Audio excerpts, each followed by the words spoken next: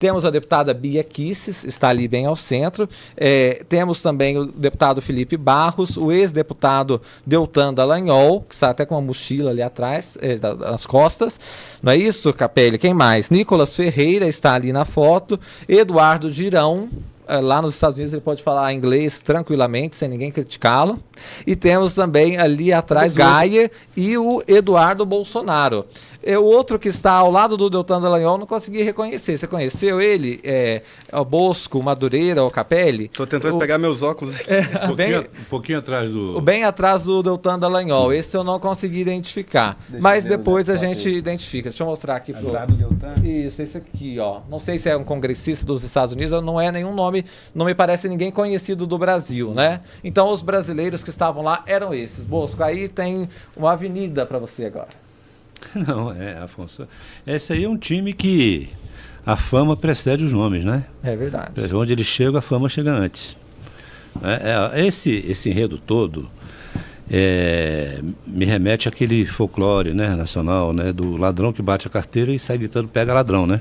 Uhum. É mais ou menos o que os bolsonaristas estão fazendo, né? Mais ou menos não, inteiramente isso, né? Você veja bem, todo esse povo aí é nostálgico do golpe de 64. Todos saudosistas daqueles tempos, embora muitos não tenham nem idade para isso, que é o caso do rapaz da peruca ali, né? E lá ele não usa peruca, aqui ele usa. Verdade. E tiveram oportunidade chegaram ao poder pela via eleitoral e não ficaram satisfeitos com isso, tentaram implantar um regime autoritário. Foram derrotados nas urnas e partiram para as vias de fato. Quer dizer, vamos fazer o golpe mesmo, né? Então, teve o 12 de dezembro, teve o 8 de janeiro, as depredações, mas pior do que isso, que eles não querem sofrer as consequências disso. Dentro dessa fake news internacional que eles estão fazendo, tem muito de autodefesa. Você vê que o Dallagnol está lá, né?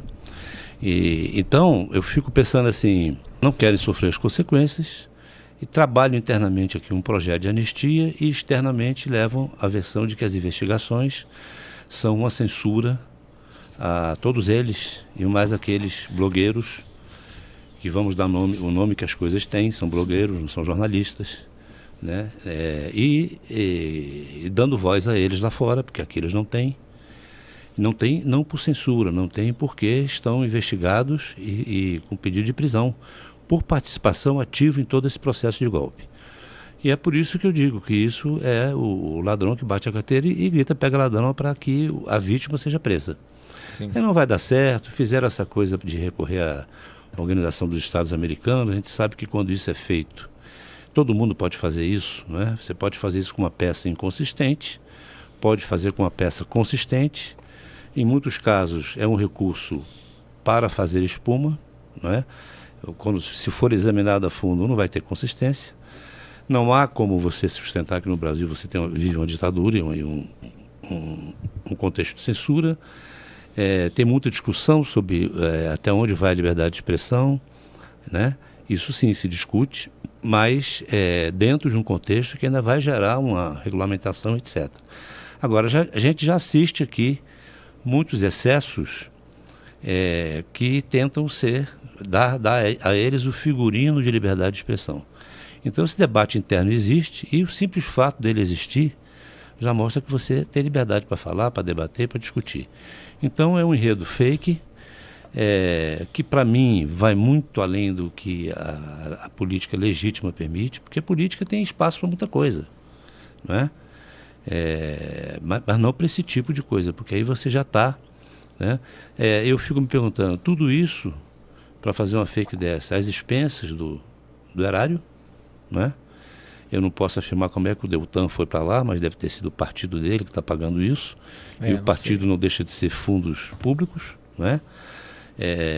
Então todos lá gastando e vivendo uma realidade paralela, porque aqui no Brasil está tendo um momento de unidade, vamos dizer, de ecumenismo, não é? Político, ou se quiserem, de colocar à parte essas questões para socorrer a maior tragédia ambiental que já vivemos aqui, se formos olhar o Rio Grande do Sul como um estado que nenhum município foi poupado, quer dizer, foi um estado inteiro. Então eles estão lá numa bolha. E a deputada americana que você mencionou, ela coloca muito bem, porque é um jogo de cartas, é uma aliança entre o Trump e o Bolsonaro, que serve tanto ao Bolsonaro aqui, como serve ao Trump lá. Above all, we should be working to advance our critical partnership with Brazil in a spirit of mutual respect. Unfortunately, the framing of this hearing, which I believe presents a distorted view of Brazilian democracy and provides a platform to those seeking to undermine it, does the opposite of that.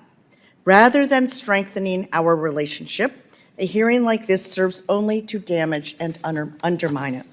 Brazil is a strong and vibrant democracy with a robust civil society and media, a multitude of political parties representing a huge political spectrum, and an electoral system that is rightly considered to be one of the most secure and rapid in the world.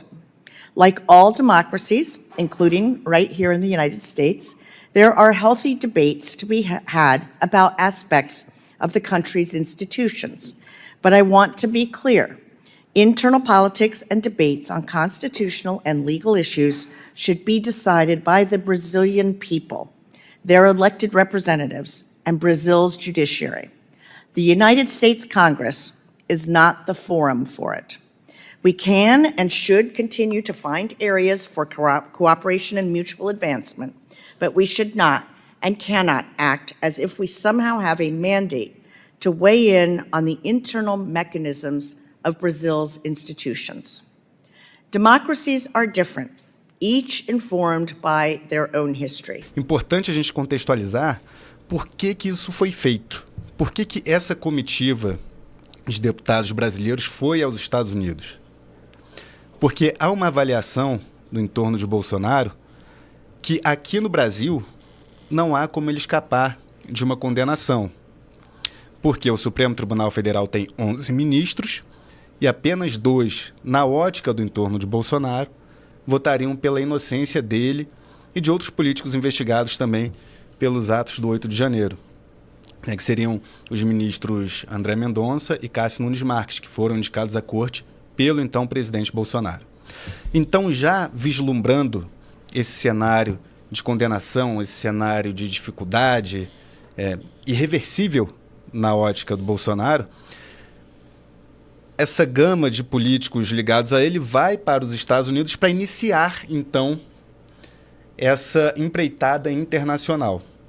Traçando um paralelo, não estou comparando o caso do ex-presidente Bolsonaro com o presidente Lula, mas traçando um paralelo, é semelhante ao que Lula fez quando foi acusado na Lava Jato, de buscar também a imprensa internacional para expor, né, a visão dele sobre o assunto. É isso que Bolsonaro tenta fazer nesse momento.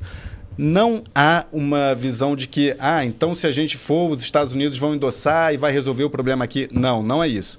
Mas é preparar o terreno para, caso Donald Trump vença a eleição, já está ali formado todo um sentimento nas redes sociais e no próprio bolsonarismo ali que tenta cooptar, para além da direita, outras pessoas, outros segmentos que também têm insatisfações com o ministro Moraes, para formar um terreno propício para Donald Trump assumindo, fazer uma pressão. E aí já se fala até em sanções internacionais que poderiam ser aplicadas. Vale a pena contextualizar que Donald Trump é muito aliado do ex-presidente Jair Bolsonaro, assim como o presidente argentino Javier Milei, né, que formam aí uma aliança da direita, digamos assim, a nível global. Não acredito que isso venha a dar certo por uma razão. Por mais que haja identificação entre os dois presidentes, caso o Trump venha a ser eleito, não é? A gente sabe que, estamos vendo o Milei aí, quando o sujeito assume, a conversa dele é com o presidente que está eleito aqui, não é?